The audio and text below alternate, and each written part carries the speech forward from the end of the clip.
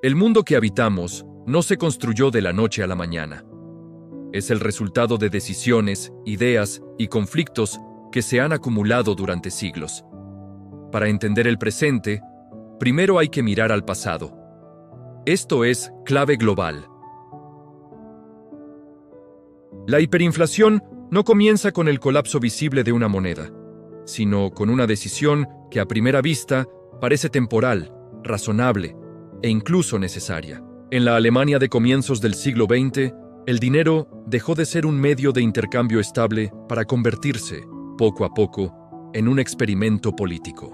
Lo que ocurrió en 1923 no fue un accidente aislado ni una anomalía histórica, sino la manifestación extrema de una cadena de decisiones acumuladas, tomadas bajo presión, que revelan cómo una sociedad moderna puede perder la confianza en su propia unidad económica. Tras el final de la Primera Guerra Mundial, Alemania no solo había sido derrotada militarmente, sino también asfixiada económicamente. El Tratado de Versalles le impuso reparaciones de guerra colosales, una deuda calculada en monedas extranjeras que el país no controlaba y que simplemente no podía pagar. La nueva República de Weimar, nacida de las cenizas del imperio, heredó una economía destrozada, una base productiva dañada y una deuda que parecía una sentencia de muerte. Frente a esta realidad insostenible, el gobierno optó por una solución que ya había utilizado durante la guerra: financiar sus obligaciones mediante la emisión de dinero. En lugar de tomar medidas impopulares como subir impuestos o recortar drásticamente el gasto público, la imprenta se convirtió en una herramienta silenciosa para ganar tiempo. Si quieres descifrar estos patrones, entender las fuerzas que realmente mueven la economía global y anticiparte a lo que viene, estás en el lugar correcto. Suscríbete y activa las notificaciones para no perderte ningún análisis. Empezamos. Al principio, el proceso parecía manejable. Los precios subían, pero los salarios intentaban seguir el ritmo.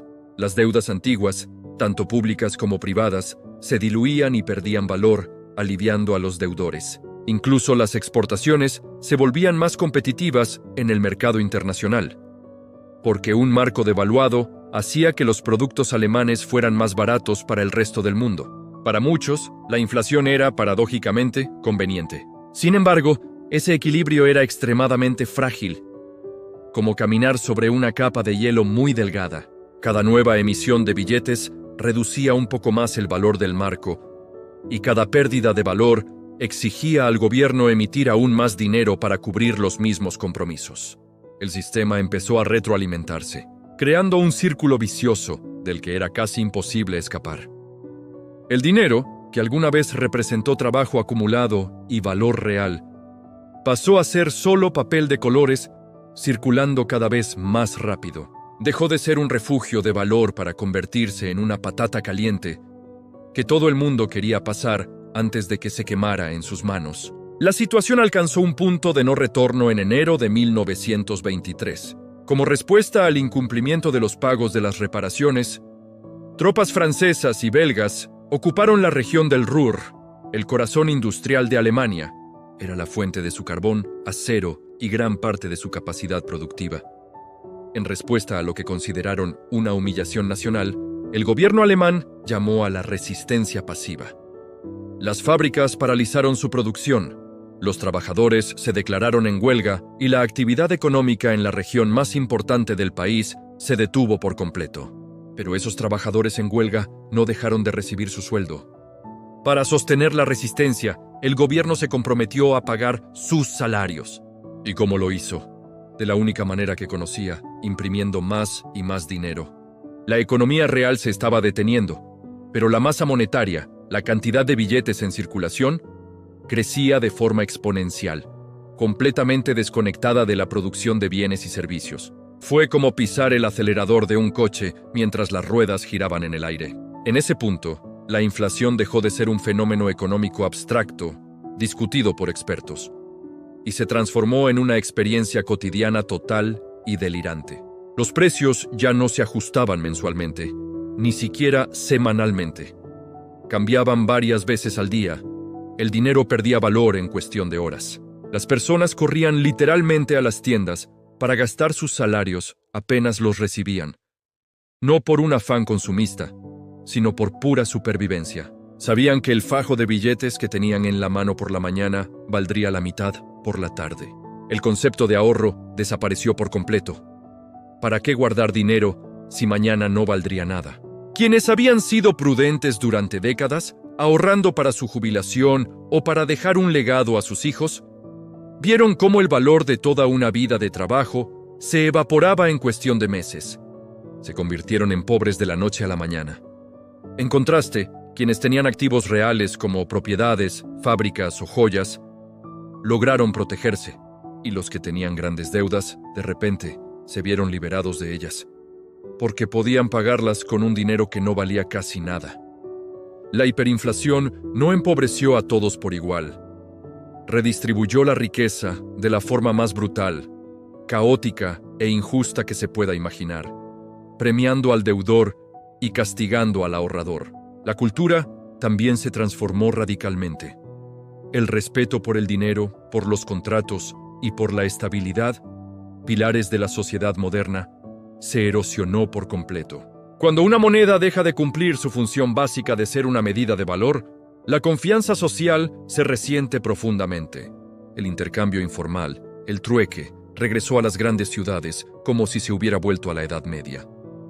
La gente intercambiaba zapatos por comida, o un piano por un saco de patatas. Los salarios se llegaron a pagar 2 veces al día, para que la gente tuviera tiempo de correr a gastarlos. Los billetes, impresos en cantidades astronómicas, se utilizaban para encender estufas, como papel para envolver objetos, o los niños los usaban para hacer cometas. El marco alemán dejó de ser una referencia de valor y se convirtió en el símbolo de un desorden absoluto. En noviembre de 1923, el colapso alcanzó su punto máximo. Las cifras son difíciles de comprender. Un dólar estadounidense, que en 1914 valía unos 4 marcos, llegó a costar más de 4 billones de marcos. Un billón con B, de los de 12 ceros. En ese momento, el Estado, al borde del abismo, se vio obligado a detener el experimento. Se introdujo una nueva moneda, el Rentenmark, que fue como apretar un botón de reinicio. No estaba respaldada por oro, que Alemania no tenía, sino por la promesa de estar respaldada por activos reales como tierras e industria. Fue un truco de confianza, pero funcionó. La emisión de dinero se detuvo drásticamente. La disciplina fiscal regresó de golpe, y la inflación desapareció casi tan rápido como había surgido. Técnicamente, el problema económico se resolvió, pero socialmente, las cicatrices permanecieron durante generaciones. La hiperinflación alemana dejó lecciones profundas que van mucho más allá de los números y las gráficas. Demostró que la inflación extrema no es simplemente una subida de precios, es una ruptura del contrato social. Cuando el dinero pierde toda credibilidad, también la pierden las instituciones que lo emiten. La población aprende por las malas que las reglas del juego pueden cambiar de un día para otro y que la promesa del Estado puede no valer nada. Esa memoria colectiva, ese trauma, no desaparece fácilmente. Décadas después, esa experiencia influyó de forma decisiva en la obsesión casi cultural de Alemania por la estabilidad monetaria y en su profundo rechazo a cualquier indicio de inflación. Pero quizás la lección más importante y universal es que la hiperinflación no surge de la nada. Es el resultado de una serie de pasos. Es el resultado de justificar lo excepcional como si fuera permanente. De usar la emisión de dinero como la solución recurrente para todos los problemas. Es la consecuencia de posponer decisiones difíciles y dolorosas con la esperanza de que el tiempo resuelva lo que la política evita enfrentar. Alemania en 1923 no era un país de gente irracional.